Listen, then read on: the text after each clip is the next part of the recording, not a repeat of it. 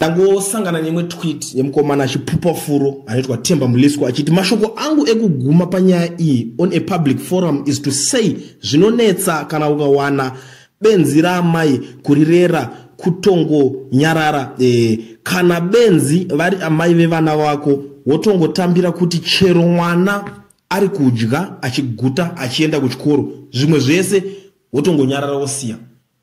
Mashoko iwayo ndangozitarisawo yakanyaya but inini sanyaya metizhen ndinonyatsonzwisisa kuti there can't be smoke without fire. Saka kunenge kwanga kwatobvira moto ndikateregedza ndinyatso kudzifambira ndono kuti chii chiri kuitika chii chaita kuti mukomana wabuditse mashoko akadaro. So ndo pakuzobuda nyaya ndikuona kuti kune moto wakabviriswa zvichinzi muchinda uyu akaisira poison uya anonzi Patson Zamara ari basic kunotsvaga mukoma wake zvichinzi muchinda uyu chinki. So pane inonzwa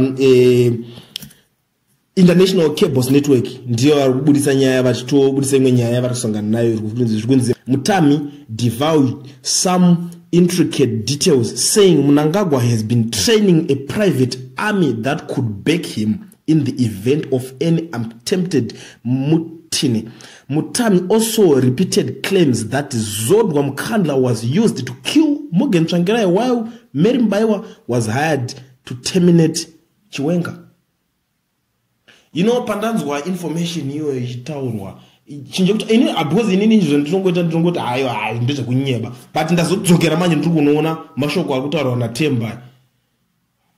Temba rutaura kuti aiwa this lady anopenga anorwara the best way ngomusiya wakadaro but iko zvino ndiri kuona kuti nyaya yakwidza makati. Uyu Mutami is the same lady wekumboisa ma charges achiti against President Mnangagwa achiti rape chinchi achitira nyaya dzetsunga kurepwa idzodzo. Ndiye ari kubudisa same ma details futa kutaura nyaya idzi. Handisi kuti zvangu nyaya yese iri kutaurwa ndeyechokwadi but ndiri kuti pari kupisa akusi kujigwa rinopisa guys. Ameno munoiona sei nyaya ndimbosiro kwamuri mimi mombogara dare panapa muchindoziva kuti munoiona sei nyaya ndozodzoka next video.